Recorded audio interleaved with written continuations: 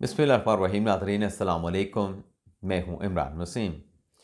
नाज़रीन, साबिक़ वज़ीर आज़म इमरान ख़ान के ख़िलाफ़ जब कौमी असम्बली में अदम एतमाद की तहरीक कामयाब हुई और ऐवान ने शहबाज शरीफ को अपना नया वज़ीर आज़म पाकिस्तान मुंतखब कर लिया, तो पूरी तहरीक इंसाफ़ ने बशमूल उस वक्त के चेयरमैन तहरीक इंसाफ़ इमरान ख़ान ने यह फ़ैसला किया कि वो कौमी असम्बली का बाइकआउट करेंगे।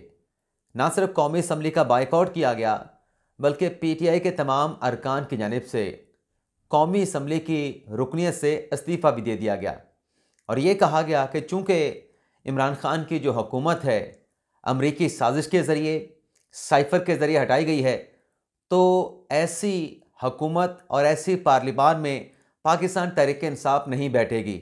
और ये ऐलान भी किया गया कि हम तहरीक चलाएंगे इस साइफ़र के ख़िलाफ़, अमरीकी साजिश के ख़िलाफ़, और पाकिस्तान के अवाम को अमेरिका की ग़ुलामी से निजात दिलाएंगे। अब वो नाज़रीन जो अप्रैल 2022 से इमरान ख़ान साहब ने जो अमेरिका की ग़ुलामी का सफ़र शुरू किया था, वो कैसे नाज़रीन इख्तिताम पज़ीर हुआ है कि अब इमरान ख़ान की सज़ाओं के ख़िलाफ़ तहरीक इंसाफ़ ने अमेरिका से रब्ता किया है। अब ये क्या मामला है, कैसे रब्ता किया गया है, किस मामले पर रब्ता किया गया है, क्यों रब्ता किया गया है, इस खबर की तफसीलात आप नाज़रीन के साथ अभी कुछ देर में शेयर करेंगे। लेकिन उससे पहले हमारे ब्लॉग की जो दीगर अहम खबरें हैं, जो शहबाज का वार है और उस वार ने जो बिलावल भुट्टो ज़रदारी को बैकफुट पे धकेला है, ना सिर्फ बैकफुट पे धकेला है, जो सब्ज़ बाग बिलावल भुट्टो ज़रदारी पिछले चंद रोज़ से, बल्कि चंद हफ्तों से जो पाकिस्तान के अवाम को दिखा रहे थे, उस पर भी बिलावल भुट्टो ज़रदारी ने एक यू टर्न लिया है। तो ये खबर और इसके अलावा हमारे व्लॉग की जो दीगर अहम खबरें हैं, पहले उनकी तफसीलात आपके साथ शेयर करते हैं और फिर ये अमेरिका से रब्ते का क्या मामला है, इसकी डिटेल भी आप नाज़रीन की खिदमत में पेश करेंगे। नाज़रीन, आपने नोट किया कि बिलावल भुट्टो ज़रदारी साहब चाहे लाहौर में जलसा कर रहे हैं, पंजाब में कर रहे हैं, केपीके में कर रहे हैं, या सिंध में कर रहे हैं, या बलूचिस्तान में कर रहे हैं, उन्होंने टारगेट जो है वो नवाज शरीफ को रखा, शरीफ ख़ानदान को रखा, मुशफ़िक़ नवाज़ को रखा। और ख़ास तौर पे एक बात बार बार उनकी तरफ से कही गई कि हमारे साथ मनाजरा कर लें, मेरे साथ नवाज शरीफ मनाजरा कर लें। इस पे शहबाज शरीफ ने जवाब दिया था कि आप मनाजरे को छोड़ें, आप मवाजना करें। सिंध और पंजाब में तरक्याती कामों का, अवाम के लिए आसानियाँ पैदा करने का जो मंसूबे हमारे हैं और जो मंसूबे आपके हैं, उनका मवाजना कर लेते हैं। तो इस पर भी बिलावल ज़रदारी साहब ने वेलकम किया और फिर शहबाज शरीफ साहब ने इसको रिस्पॉन्ड नहीं किया। अब नाज़रीन, परसों कल बल्कि रात जो बारिश हुई कराची में, तो वहाँ पे सड़कें पानी की जगह पे जो है वो तालाब का मंजर पेश करने लगीं और गाड़ियाँ वहाँ पे तैरती हुई नज़र आईं। मकान जो है वो ज़ेर-ए-आब आ गए और भी बहुत सारा नुकसान हुआ, आमदोरफ्त के ज़राए मुतासर हुए। तो जब ये देखा गया कि नकासी आपका सिस्टम कराची में नहीं है, तो आज शहबाज शरीफ साहब ने इस पे बयान दाग दिया कि कराची में जो बारिश हुई, बारिश के बाद के जो मनाज़र थे, उसने पंजाब का कराची के साथ मवाजना कर दिया है। यानी वहाँ पे नकासी आपका कोई सिस्टम है ही नहीं और वहाँ पे 15 साल से पीपल्स पार्टी की हुकूमत है, तो क्या दिया आवाम को? एक नकासी आपका कराची में सिस्टम नहीं बना सके। तो इस पे आज बिलावल ज़रदारी साहब जो कि हैदराबाद में एक जलसे से खिताब कर रहे थे, तो बिलावल ज़रदारी साहब ने कहा कि 75 मिलीमीटर बारिश के पानी के बाद सुबह तक उसकी नकासी हो जाना ये खुश आइंद है। अब पहले बिलावल ज़रदारी साहब टारगेट कर रहे थे और नवाज़ लीग को रिस्पॉन्ड करना पड़ रहा था। अब पहली मर्तबा ऐसे हुआ है कि कराची में हुई बारिश के बाद जो एक तीर कह लें, वैसे तो तीर पाकिस्तान पीपल्स पार्टी का इंतखाबी निशान है, लेकिन वो कहते हैं ना कि तीर का निशाना, तो तीर वाला निशाना ही शहबाज शरीफ ने लगाया और उसके ऊपर फिर बिलावल ज़रदारी साहब को रिस्पॉन्ड करना पड़ा, यानी बैकफुट पे चले गए। लेकिन इसमें एक और चीज़ भी है जिसका मैंने अपने इंट्रो में जिक्र किया। जो बिलावल ज़रदारी साहब अपनी तकरीरों में कह रहे थे कि 300 यूनिट तक आवाम को बिजली फ्री देंगे, तो वो भी जो सब्ज़ या सुहाने बाग थे, उसकी आज बिलावल ज़रदारी साहब ने खुद तशरीह कर दी है। और उसकी तशरीह आपके सामने रखने से पहले नाज़रीन, मुझे ज़ाती तौर पे आसिफ ज़रदारी साहब की सियासत पसंद है। बड़े काम और कूल होकर वह बात करते हैं, सियासत को देखते हैं और अपने जो मोहरे हैं, जो कार्ड्स हैं सियासत के, उनको खेलते हैं और बड़ा तहम्मुल है उनमें, बड़ा सब्र है। और इसी सब्र और ऐसे तहम्मुल की तमाम सियासी जमातों के लीडरान में ज़रूरत है, क्योंकि इसी से पाकिस्तान में इस्तेहकाम आएगा। तो बिलावल ज़रदारी साहब ने कहा कि 300 यूनिट बिजली जो है वो सोलर पैनल के ज़रिए आवाम को मुफ्त फराहम करेंगे। अब ये जो 300 यूनिट का ख्वाब दिखा रहे थे, आज उसकी उन्होंने वजाहत की कि आवाम को सोलर पैनल दिए जाएंगे और वो 300 यूनिट तक बिजली अपने घर में मुफ्त इस्तेमाल करेंगे। तो 300 यूनिट बिजली तो मुफ्त मिलेगी लोगों को, लेकिन उस सोलर पैनल के पैसे कौन देगा? उस सोलर पैनल के पैसे भी जिसके घर पे लगेंगे उसी को अदा करना पड़ेंगे, चाहे इंस्टॉलमेंट की सूरत में हो, चाहे किसी सूरत में हो। तो बिजली तो मुफ्त ना मिली, हाँ जब तक अदायगियाँ होंगी वो ठीक है कि जब सोलर पैनल लग जाएगा उनको बिजली के बिल नहीं अदा करना पड़ेंगे। लेकिन ये कैसे होगा सारा काम? पाकिस्तान के 25 करोड़ अवाम हैं, कैसे इसके ऊपर अमल दरामद होगा? ये नाज़रीन बड़ा अहम टास्क है। और वैसे भी नाज़रीन, वैसे एक और सवाल भी पूछा था सोलर पैनल से, मुझे याद आया कि मेरे ससुराल के घर में भी लगा हुआ है, और ये जो आप होम्योपैथिक की दुकान देखते हैं ये मेरे ससुर साहब की है। तो कल भी मैं यहाँ पे, क्योंकि किसी एक दोस्त ने, देखने वाले ने सवाल पूछा था कि ये आपका क्लिनिक है, तो मेरे ससुर का क्लिनिक है। कल मैं अपने ससुरालपुर में था और सुबह से निकला, मैं पेरेंट्सपुर गया था, और पेरेंट्सपुर पे जब मेरे ससुरालपुर आने से पहले पिछले 6-7 दिन भी मैं अपने वालदैन के घर पे ही था। तो अब चूँकि आखिरी रात है, कल सुबह इस्लामाबाद के लिए रवाना हो जाएंगे, तो मैंने क्या सोचा कि ये जो आपने पूछा है इसका जवाब भी दे दें। और जहाँ तक सोलर पैनल की मैं बात कर रहा था, तो मैं ये देख रहा था कि मेरे ससुर साहब ने भी लगवाया है, मेरे भाई भी घरों पे लगवाने के लिए बड़े इंक्लाइन, बड़े इंटरेस्टेड दिखाई देते हैं। तो ये आइंदा आने वाले दिनों में एक अच्छा कारोबार हो सकता है सोलर पैनल का, तो अच्छी बात है। इसके अलावा नाज़रीन, जो थप्पड़ की मैंने बात की अपने थंबनेल पे कि असली वाला थप्पड़ पड़ गया और वीडियो वायरल हो गई, जियो न्यूज़ ने नाज़रीन रिपोर्ट किया है कि शेख रोहेल असगर साहब जो एन गलबन 120 से या 121 से इलेक्शन लड़ रहे हैं, वो अपने हलके में इलेक्शन कैंपेन के सिलसिले में गए और एक कारकुन ने उनसे सवाल पूछा कि ये गली में गंदा जो पानी खड़ा है इसको देखें। तो उस पर शेख रोहेल साहब जो है वो बरम हो गए और उस कारकुन को जो है वो धक्के दिए और जियो न्यूज़ के मुताबिक उसको थप्पड़ भी मारा गया। अब नाज़रीन, जमहूरियत ये होती है कि जमहूरियत में जब आप वोट मांगने के लिए 5 साल के बाद अवाम के पास जाते हैं तो लोग आपसे सवाल पूछते हैं कि हमारे हलके का क्या बना, हमारे हलके में क्या तरक्याती काम हुए, हमारे हलके की तरक्की के लिए आपने क्या किया। अब वही सवाल एक कारकुन, एक हलके के वोटर ने पूछा, तो इस पर इतना बरम होने की क्या ज़रूरत थी? सादा सा इसका जवाब था।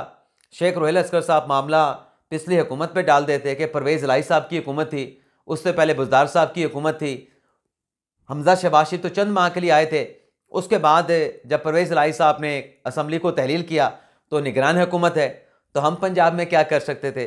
बड़ा सादा सा जवाब था। तो ये धक्के देना या थप्पड़ मारना मेरे ख्याल से ये गैर मुनासिब था। और जब आवाम को 5 साल के बाद एहतसाब का राइट दिया गया है तो उनका एहतसाब करने के साथ साथ सवाल करने का भी राइट है। ये मेरे ख्याल से नाज़रीन, इस पर आप बेहतर फैसला कर सकते हैं कि क्या किसी भी उम्मीदवार का अपने वोटर के साथ इस तरह का जो रवैया है क्या वो मुनासिब है। आप बेहतर फैसला कर सकते हैं। इलेक्शन कैंपेन की बात हो रही थी, तो लाहौर के हल्का NA 127 में भी बड़े इल्ज़ामात लगे हैं। पीपल्स पार्टी और नून लीग ने एक दूसरे पर जो है वोटों की खरीदो फरोख्त का इल्ज़ाम लगाया है। तो इलेक्शन कमीशन ने नाज़रीन इस मामले का नोटिस लिया है। अता तारड़ साहब जो कि NA 127 से नून लीग के उम्मीदवार हैं कौमी असम्बली के, और PP 160 जो कि NA 127 से नीचे हल्का है, मिसबाहुर रहमान साहब जो कि पीपल्स पार्टी के कैंडिडेट हैं, उनको, इन दोनों को सबूतों के साथ जो है वो इलेक्शन कमीशन ने तलब कर लिया है। और इलेक्शन कमीशन की और इलेक्शन की बात हुई है तो एक और ख़बर भी है इलेक्शन के हवाले से नाज़रीन।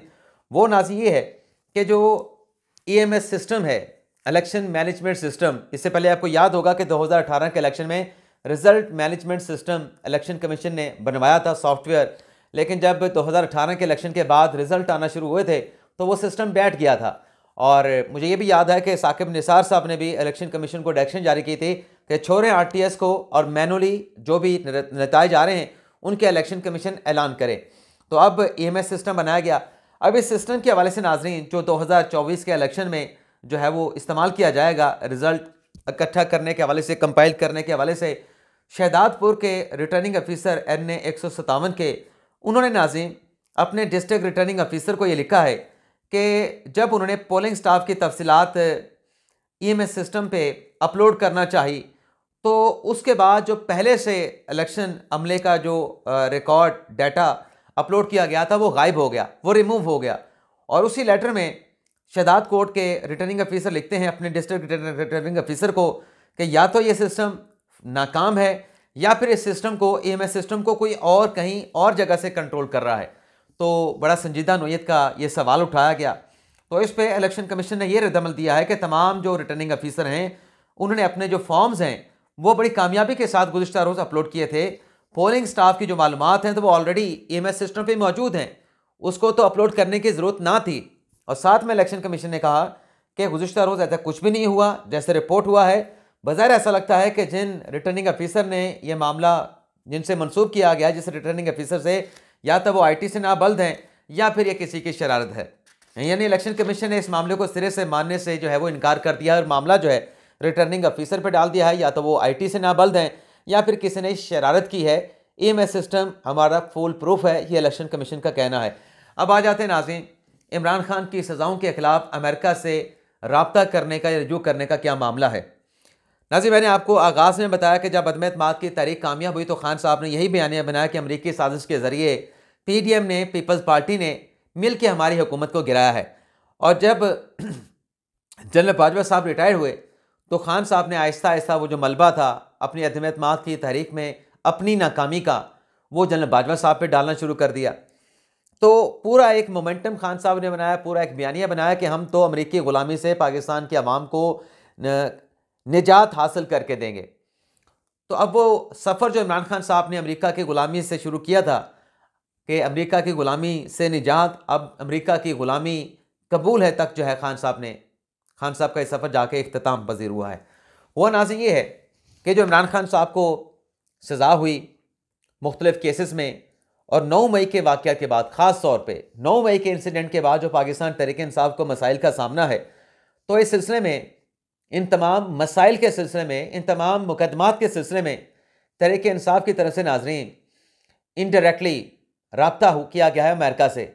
और मैंने इनडायरेक्टली का लफ्ज़ नाज़रीन क्यों इस्तेमाल किया, ये इमरान खान साहब ने परसों ख़ुद भी इस्तेमाल किया था कि जब मैं अटक की जेल में था तो मेरे साथ मुझे डील की ऑफ़र की गई, और ये इनडायरेक्टली जो डील थी वो बुशा बीबी साहबा के ज़रिए ये डील मुझे ऑफ़र की गई। यानी खान साहब डायरेक्टली नहीं बता रहे थे, वो कह रहे थे इनडायरेक्टली मेरे साथ रब्ता हुआ, डील की ऑफ़र की गई कि 3 साल तक आप खामोश हो जाएं। तो अब पीटीआई ने भी इनडायरेक्टली अमेरिका से रब्ता किया है, अमेरिका के पार्लिमान के अरकान के साथ रब्ता करने का फ़ैसला किया है।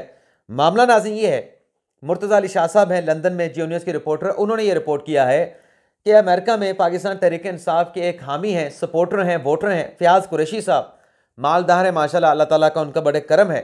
उन्होंने अमेरिका में एक लॉबिंग फ़र्म की खिदमात हासिल की हैं, और ये जो लॉबिंग फ़र्म जिसकी खिदमात हासिल की गई हैं, यहाँ से पीटीआई की क़यादत की हदायत पे उस लॉबिंग फ़र्म की खिदमात को जो है वो अमेरिका में हायर किया गया है 45 रोज़ के लिए। और 45 रोज़ के लिए उस लॉबिंग फ़र्म को $45,000 जो है वो अदा किए जाएंगे, जो कि फ़याज़ कुरैशी साहब जो कि डॉक्टर हैं वो अदा करेंगे।